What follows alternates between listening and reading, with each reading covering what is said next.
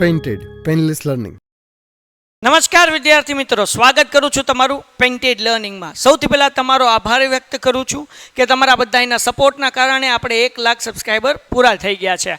આજના દિવસમાં આપણે ચર્ચા કરવાના છીએ કે પૂરક પરીક્ષાના જ્યારે છેલ્લા ગણતરીના દિવસો બાકી છે ત્યારે છેલ્લા દિવસોમાં કઈ રીતે તૈયારી કરવી અને ગણિતમાં કેમ પાસ થવું. આપણો ટાર્ગેટ છે કે 3 લાખ સબસ્ક્રાઈબર સુધી પહોંચવું છે.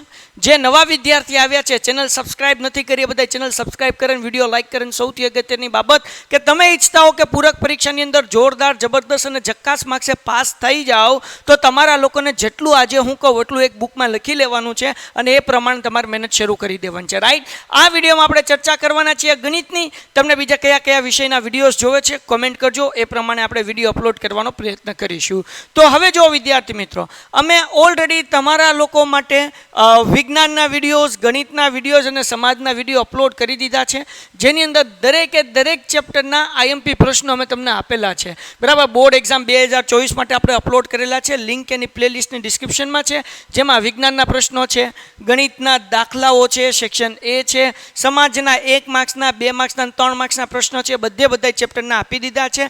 છતાં આજે આપણે વાત કરવાના છે ગણિતની, કે ગણિતમાં કઈ રીતે તૈયારી કરવી જોઈએ.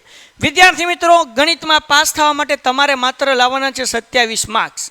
હવે 27 માર્ક્સ કેવી રીતના લાવશો? તો હું તમને જે રીતે આ 4 ચેપ્ટર આપું છું એ તમે કરી લેશો. તમને 5 દેખાશે પણ 5 નથી, 4 જ છે. એટલે તમારા 40 કરતાં વધુ માર્ક્સ આવી જશે, 27 નહીં. અને ખાલી આ ચેપ્ટર નહીં આપું, આ ચેપ્ટરના વિડીયોઝ ક્યાંથી મળશે એની પણ ચર્ચા આપણે કરવાના છીએ.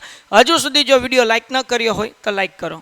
હવે ગણિતમાં પાસ થવા માટે શું કરવાનું? તો સૌથી પહેલાં તમારે છેલ્લેથી શરૂઆત કરવાની. સંભાવના બધાને આવડવું જ જોવે, આવડવું જ જોવે, આવડવું જ જોવે.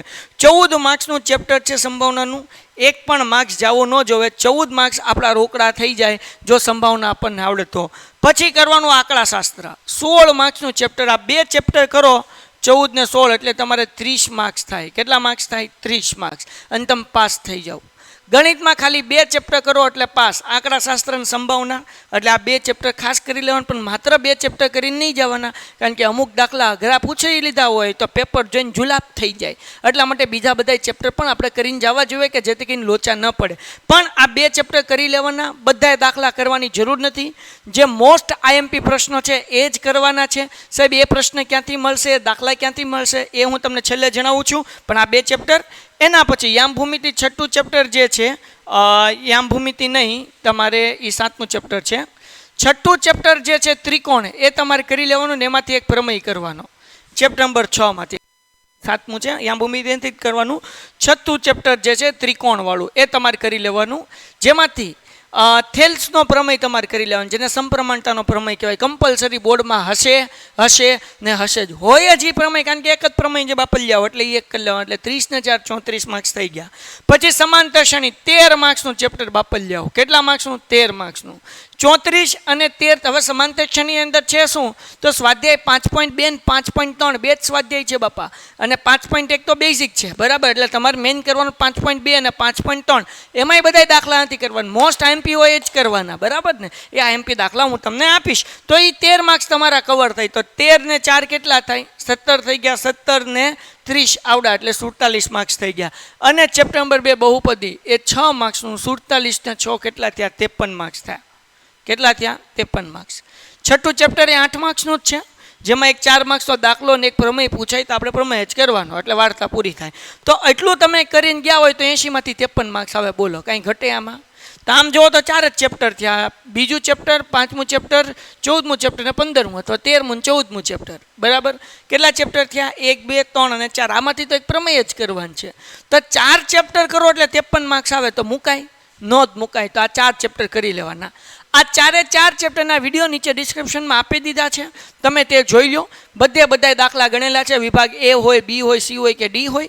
આઈ બટન ઉપર અહીંયા ક્લિક કરશો, ત્યાં પણ તમને આ વિડીયોઝ મળી જશે. અને આ વિડીયો તમે જોઈને બધા દાખલા બુકમાં એકવાર કરી લો, અને પછી તમે તમારી જાતે ટેસ્ટ આપી દો. તમારી કે કોઈ પ્રશ્નપત્ર હોય તો એના સોલ્વ કરી નાખો, એટલે બોસ કામ થઈ જશે. ફેલ નહીં થાવ, 100% પાસ થઈ જશો. અને સૌથી અગત્યની બાબત, જો તમે ઈચ્છતા હો કે લાઈવ લેક્ચર અટેન્ડ કરો, વધારે સારું માર્ગદર્શન મેળવો, તો પેન્ટેડ એપ્લિકેશન ડાઉનલોડ કરો. લિંક નીચે ડિસ્ક્રિપ્શનમાં આપેલી છે.